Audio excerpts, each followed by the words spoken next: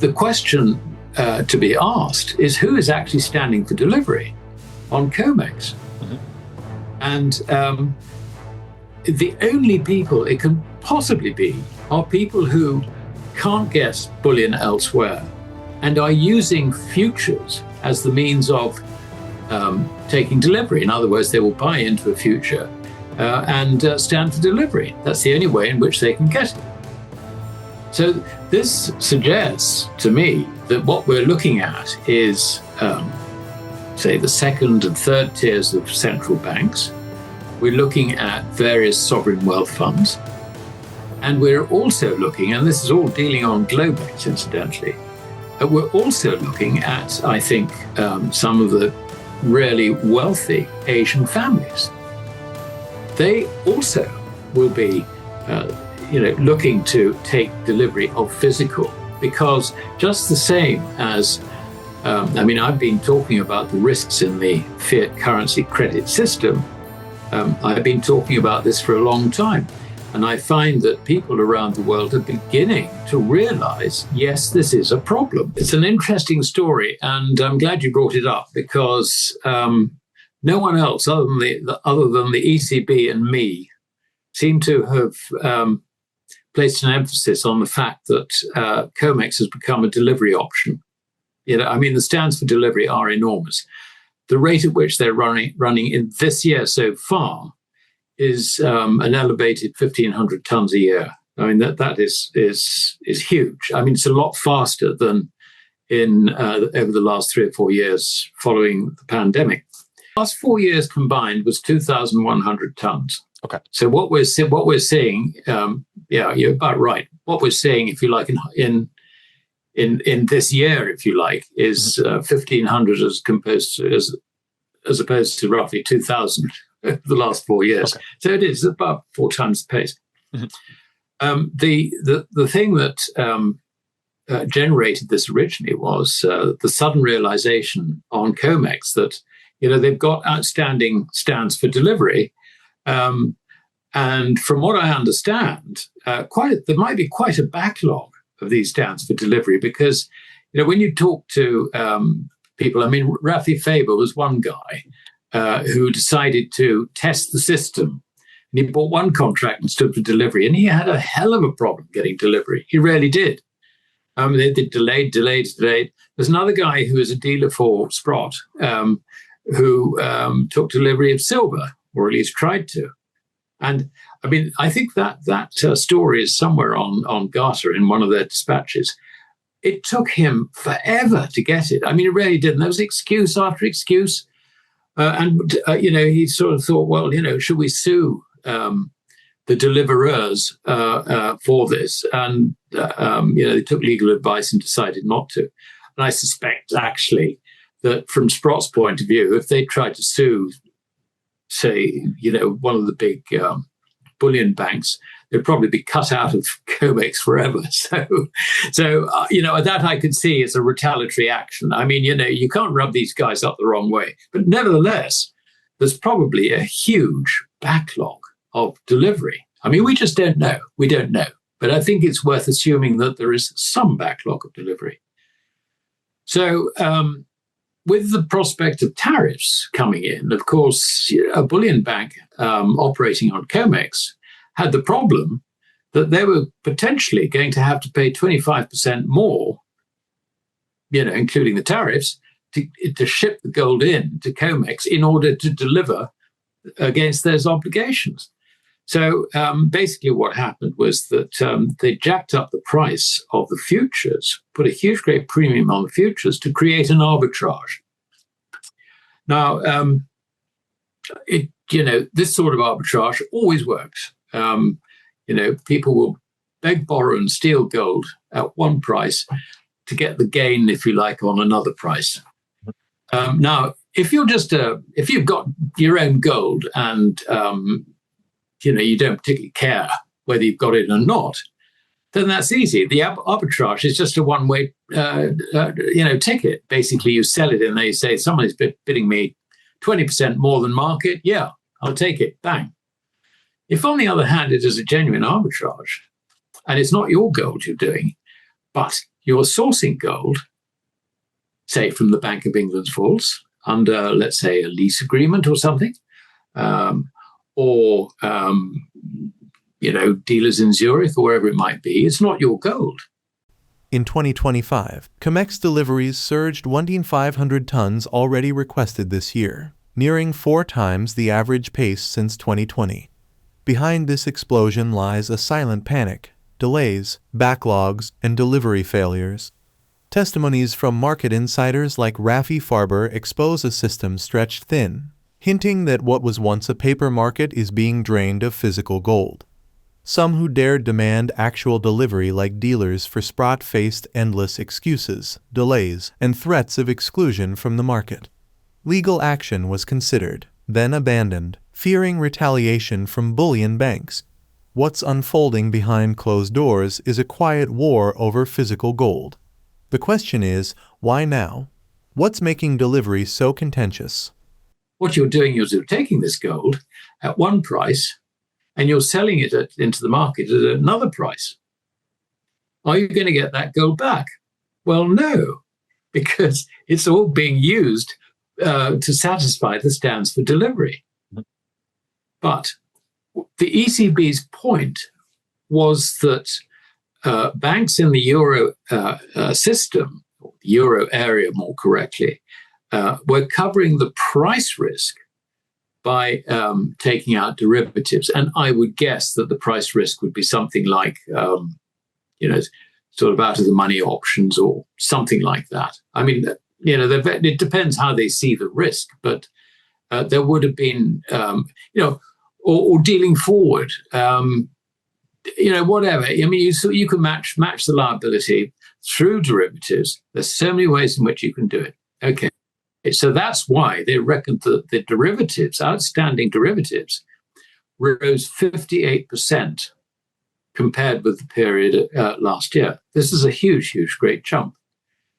But the problem is that the banks delivering this stuff into COMEX might have been trying to cover the price risk, but they can't cover the risk that it won't be delivered back to them at the end of the period.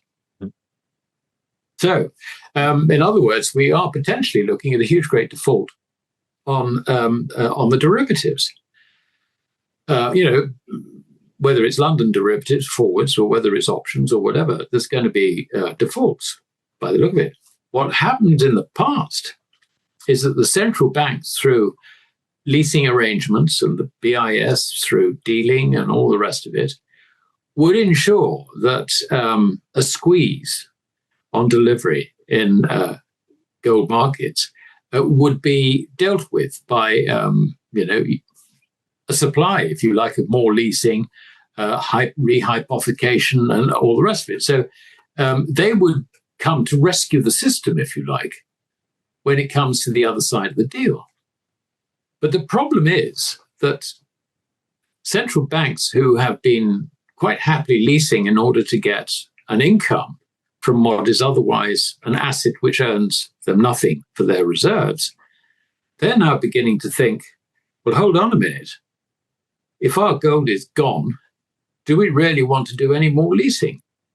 And the answer to that is no. So as the leases expire, they're not going to get renewed. And I think this is a general problem. And it's something that the market doesn't really realize. The question to be asked is who is actually standing for delivery on COMEX? Mm-hmm. And the only people it can possibly be are people who can't get bullion elsewhere and are using futures as the means of taking delivery. In other words, they will buy into a future and stand for delivery. That's the only way in which they can get it. So this suggests to me that what we're looking at is, say, the second and third tiers of central banks. We're looking at various sovereign wealth funds. And we're also looking, and this is all dealing on Globex, incidentally, we're also looking at, I think, some of the really wealthy Asian families. They also will be looking to take delivery of physical because just the same as, I've been talking about the risks in the fiat currency credit system. I've been talking about this for a long time. And I find that people around the world are beginning to realize, yes, this is a problem. To dodge looming tariffs, banks inflated futures prices, sparking massive arbitrage plays. Gold was sourced often leased not owned. But if the leased metal doesn't return, the whole system is exposed. Derivatives surged 58% year over year, but they can't protect against non-delivery. If gold leased from central banks vanishes, the COMEX structure risks a systemic failure. Who's behind this delivery rush? Likely second-tier central banks, sovereign wealth funds, and Asia's elite. They want out of dollars, seeking refuge in physical gold. With Swiss raffiners overwhelmed and London wary, COMEX is their last resort. If central banks stop renewing leases, leased gold won't return. The result? A historic gold and silver squeeze may only be beginning. The awakening to it is a slow process.